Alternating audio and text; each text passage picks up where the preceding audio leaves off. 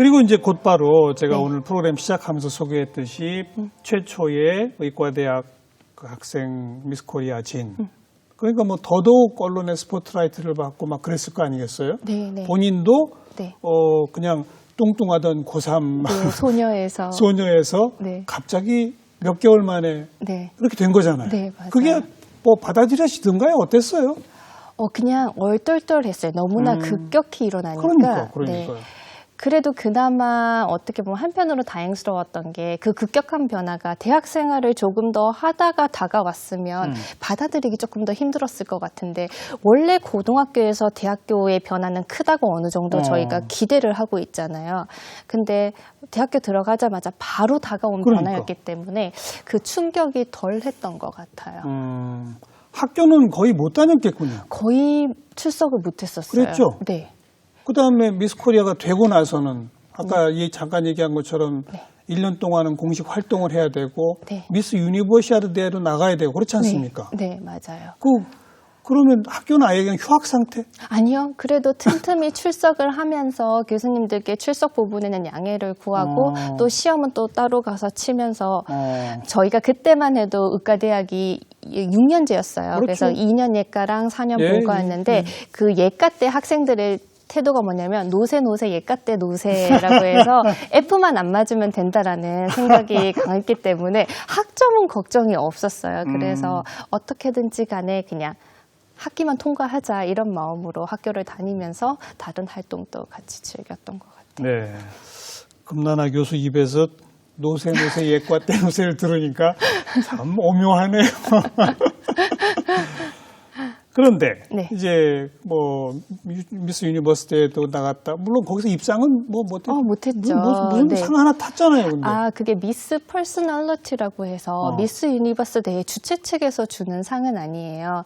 근데 이렇게 미스 유니버스 대회가 열리면 후보자들을 취재하기 위해서 기자단들이 있잖아요. 그런 기자단들이 각 후보자들을 인터뷰하고 그때 어떤 태도로 얘기를 하는가, 어떤 내용으로 하는가 그런 하술과 내용을 바탕으로 해서 한 명을 선정을 해서 미스 퍼스널리티로 뽑았었어요. 그때 제가 당선이 됐었어요. 기자단이 뽑은 미스 퍼스널리티. 기자단 인기 투표 1등. 네. 그렇죠? 네, 네. 전 세계에서 온 다른 또 미녀들을 보니까 어떤 느낌을 받았어요?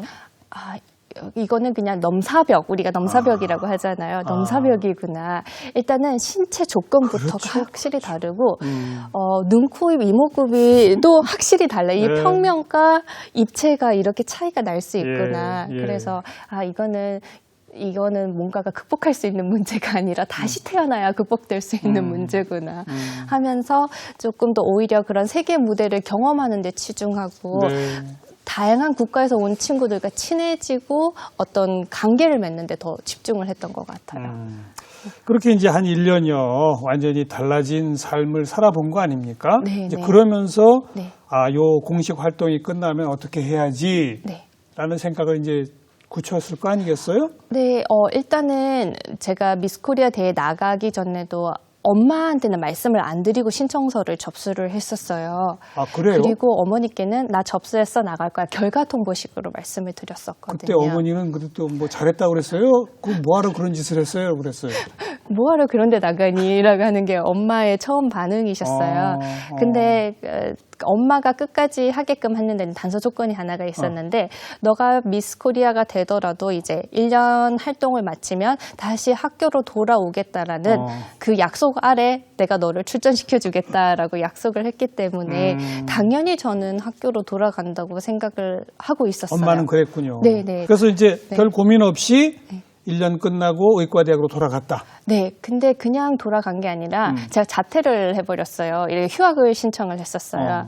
왜냐하면 미스 유니버스 대회에 참여하는 게 제가 미스 코리아로서 공식적으로 활동하는 마지막 어떤 책임감이었는데 그때 대회가 파나마에서 열렸어요. 네. 그래서 거기 가기 위해서는 미국을 경유해서 갔었거든요. 예.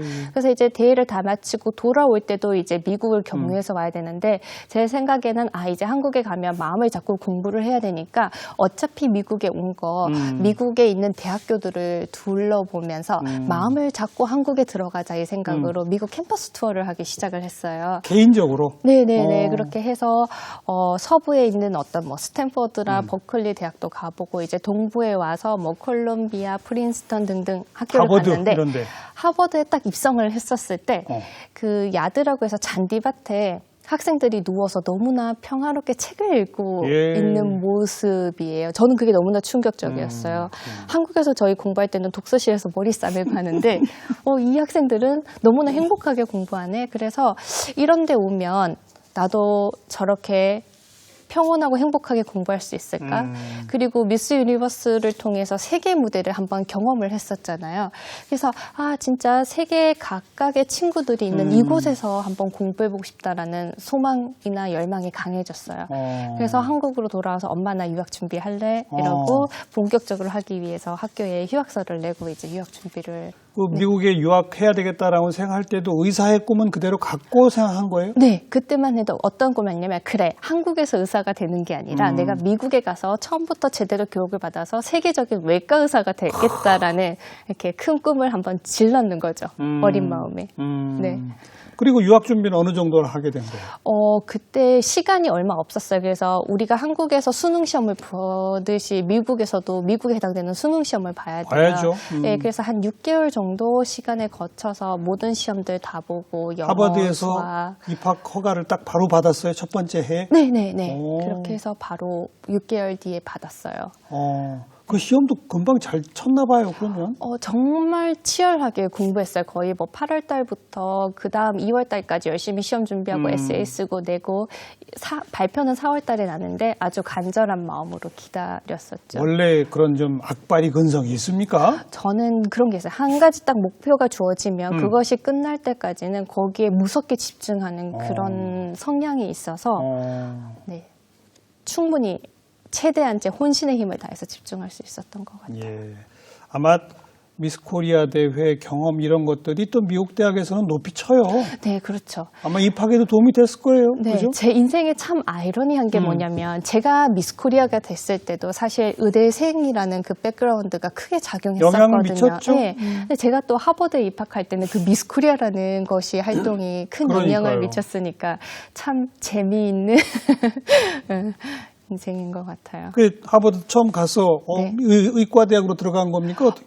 아니죠. 이제 또 미국은 4-4년제여가지고 맞아요, 처음 맞아요. 학부 때는 그냥 자기가 하고 싶은 전공을 하고 의과대학을 가려면 대학교를 졸업하고 4년 뒤에 다시 이제 의과대학원, 맞아요. 전문대학원에 따로 그러니까 이제 지원했어요. 우리로 치면 의학전문대학원 네, 같은 맞아요. 그런 식으로 가야 되는 거잖아요. 네, 네.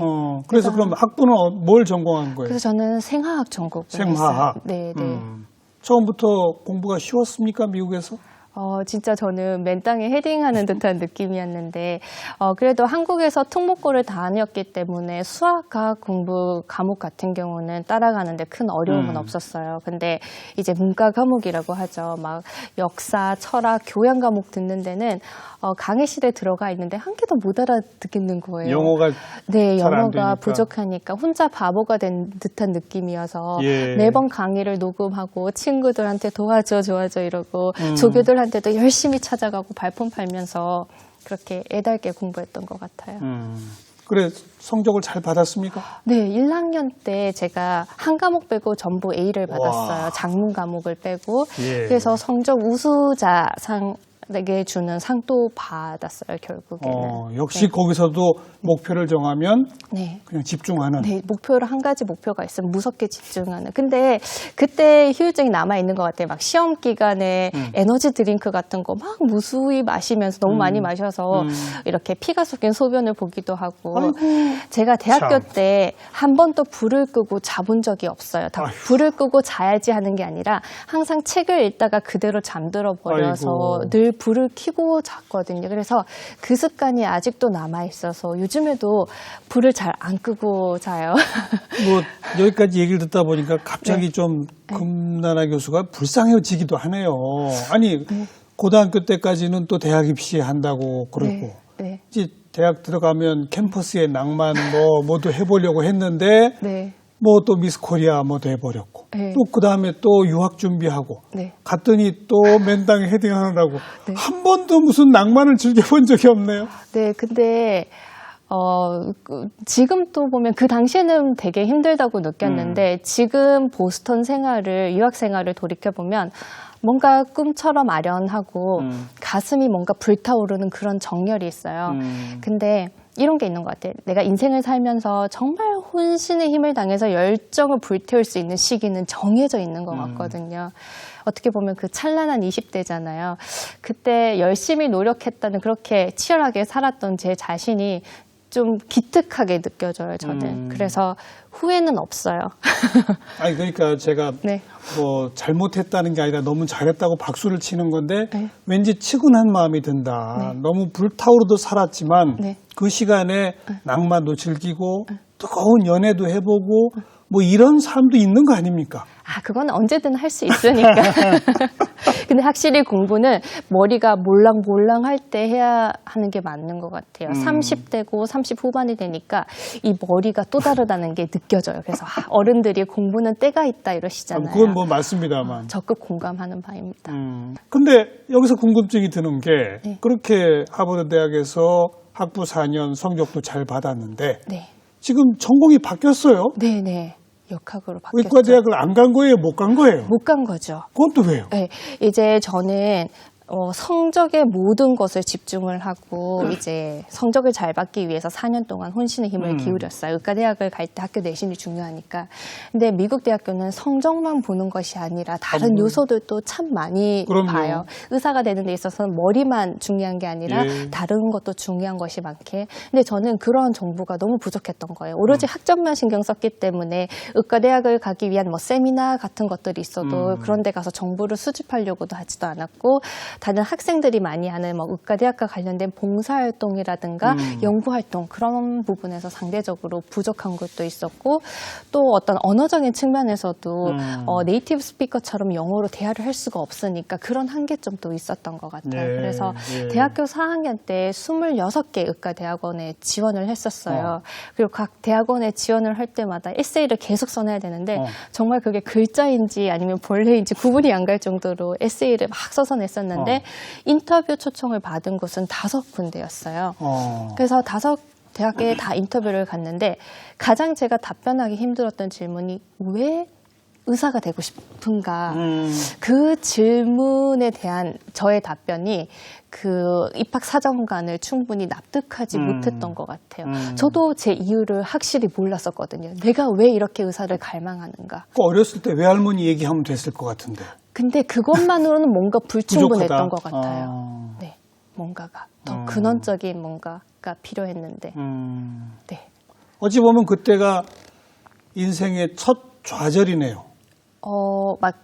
좌절은 많았어요. 이렇게 자질, 그 작은 좌절들은 곳곳에 많았었는데, 그렇게 큰 좌절은 그러니까요. 처음이었던 것 같아요. 그죠? 네. 어땠어요, 그때? 정말 땅이 꺼지는 듯한, 땅 속으로 제 몸이 쑥 꺼지는 듯한 느낌이었어요. 뭔가 내가 혼신의 노력을 다했는데 안 되니까 무력감도 있었고, 상실감. 그리고 가장 생각이 많이 나는 게, 눈앞에 아른거리는 게, 부모님께서 얼마나 실망을 그렇지, 하실까. 그렇지, 그 생각이 그렇지. 이렇게 겹쳐지니까 참 힘들더라고요. 대학교 입학했을 때만 하더라도 그래 노력하면 누구든지 할 수 있어.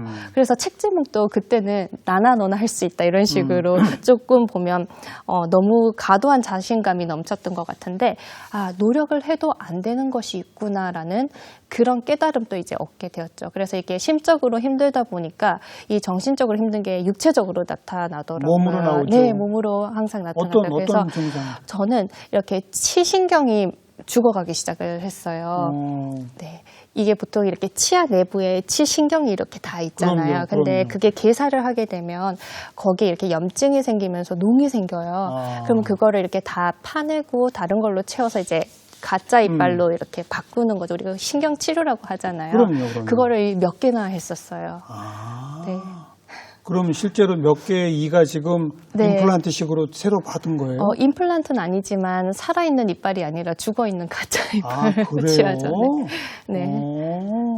그 젊은 나이에 그런 증상이 온다고요? 네네. 네. 그래서 근데 항상 사람 보면 선천적으로 좀 약한 부위가 있잖아요. 저는 치아랑 잇몸인 것 같아요. 지금 또 좀 무리해서 일하거나 이러면 항상 치아랑 잇몸 쪽에서 문제가 발생을 해요. 얼마나 스트레스를 받고 그랬으면 정말 일을 몇 개나 빠질 정도로 그렇게 됐다? 네. 근데 왜 우리가 이를 악물고 공부한다라고 맞아요. 얘기를 하잖아요. 그 말이 그냥 있는 게 아니더라고요. 우리가 뭔가 집중해서 공부해서 스트레스를 많이 받게 되면 나도 모르게 이를 악물게 되고 이게 자면서도 이를 꽉 물게 되거든요. 나도 모르게. 그래서 그게 턱 관절에 되게 안 좋은 영향을 미쳐요. 그래서 저도 실제로 작년에 이 관절에 조직 이상이 생겨서 전신 마취하고 5시간 수술 받기도 했었어요. 네. 너무 이 악물지 마세요, 이제 좀. 전신 마취 수술하고 나서부터 인생관이 좀 많이 바뀐 것 같아요. 네. 아니, 치신경 망가지고 이를 악물고 턱관절 망가지고 그럴 필요까지는 없는 겁니다. 네, 맞아요.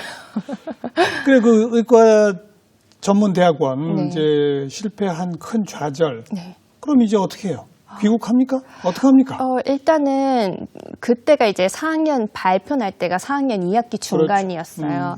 제 마음으로는 그냥 2학기 반 정도 다닌 거를 그만두고 한국으로 와서 다시 조금 쉬었다가 그 2학기를 다시 시작하고 싶었어요. 근데 엄마는 끝까지 마무리하고 와라. 라고 해서 할 수 없이 그냥 쭉 이어서 마무리를 해서 졸업까지 하게 된 거죠. 그리고 졸업을 하고 나서는 이제 제가 의과대학 모든 낙방 통보를 받을 때 콜롬비아 대학원에 영양학 석사 프로그램이 있다고 이메일을 통해서 그 프로그램에 대한 안내를 받았어요. 지원을 해서 합격을 해서 했었는데 바로 대학원으로 안 가고 조금 더 나 자신을 추스리고 재정비할 수 있는 1년의 휴식 시간을 가졌어요. 그래서 1년 동안 한국에 머물면서 그동안 하지 못했던 것들도 좀 배우고 영어 공부도 더 하고 좀 놀기도 하면서 약간 1보 후퇴, 2보 전진을 위한 그런 힐링 시간을, 힐링 타임을 가졌던 것 같아요. 근데 그러니까 의과 전문 대학원에 이 서류를 보내면서 영양학 석사도 동시에 보냈던 겁니까? 그거는 끝나고 프로그램 끝에 거의 보냈어요. 다 불합격 통지를 받고 미국 같은 경우는 지원 시기가 다 달라요. 알겠어요. 네, 그래서 운 좋게 그거를 발견해서. 근데 평생 꿈꾸던 뭐 그 나이까지는 의사의 길을 포기할 수 없다면 1년 후에 다시 응시할 수도 있는 거 아니에요? 의과대학에? 근데 완전히 꿈이 바뀌었어요, 그때? 아니면 어떻게 된 거예요? 그때는 그게 제 본의에 의해서 바뀐 건 아니었잖아요. 근데 약간 이런 건 있는 것 같아요. 정말 내가 혼신의 힘을 다해서 도전을 했고 결과가 나오잖아요. 큰 미련은 없는 것 같아요. 네, 정말 저는 제가 할 수 있는 최선을 다했고 이게 아니면 이 길은 아닌 거다. 그래서 그냥 가감히 그래 차선책이 무엇일까 한번 해보자. 또 다른 세계가 펼쳐질지 모르는 거니까. 근데 그나마 제가 영양학에 대해서 긍정적으로 생각했던 것이 미스코리아 경험을 하면서 다이어트를 오랜 기간 동안 했었잖아요.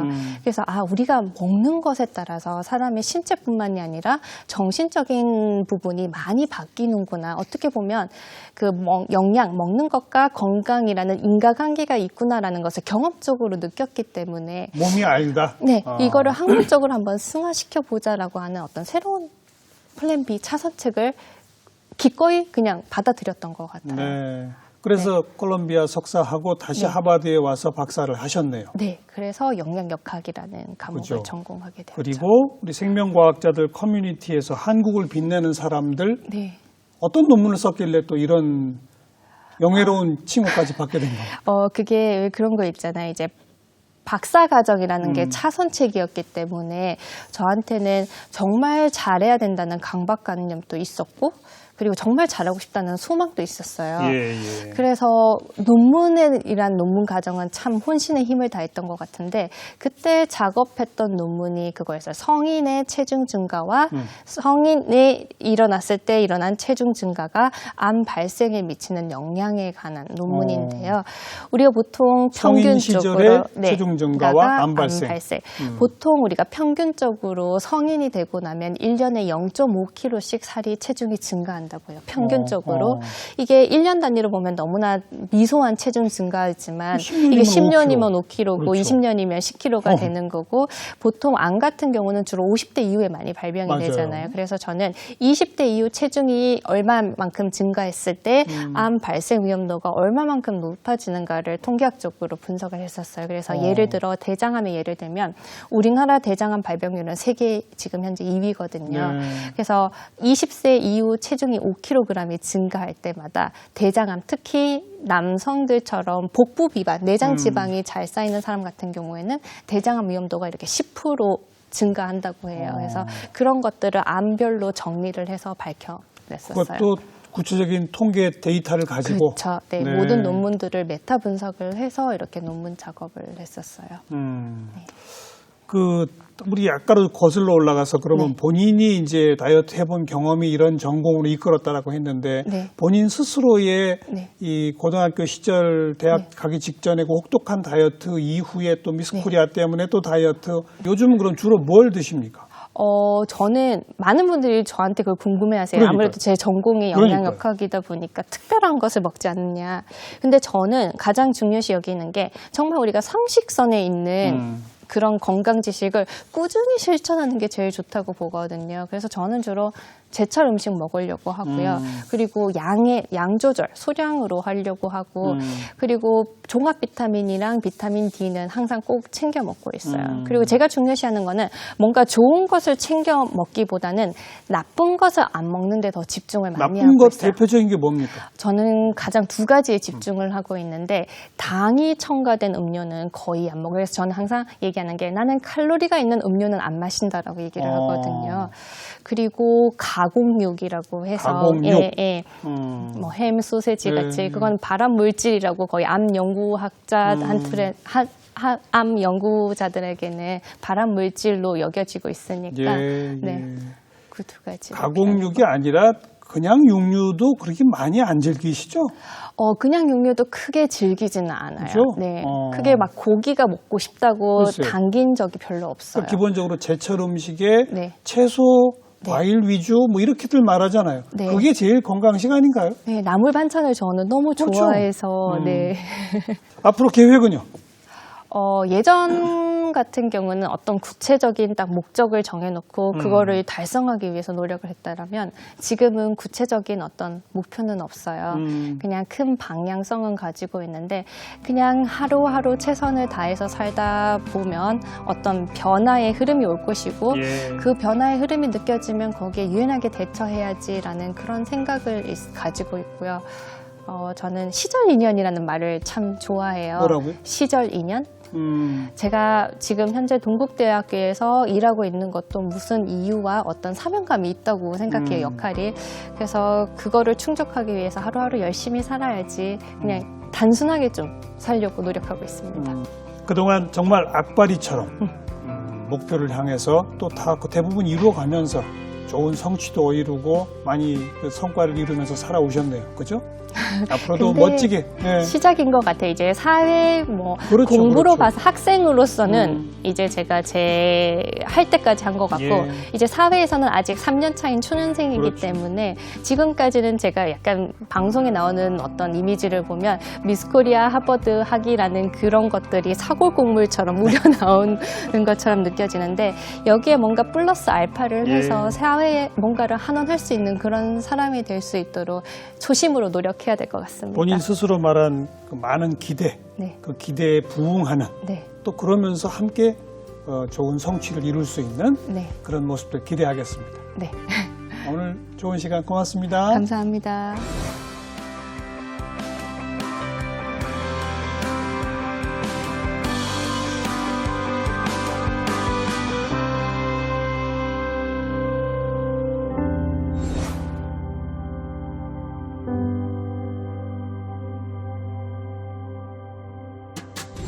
네, 마지막 즈음에 금나라 교수가 시절 인연이라고 하는 용어를 사용했는데요. 여러분의 지금 시절 인연은 무엇인가요? 어떤 일을 하고 계신가요? 또 그 인연 속에서 여러분의 행복과 즐거움을 가지고 계신가요? 이렇게 여쭤보고 싶네요. 다음 시간 또 뵙겠습니다. 안녕히 계십시오.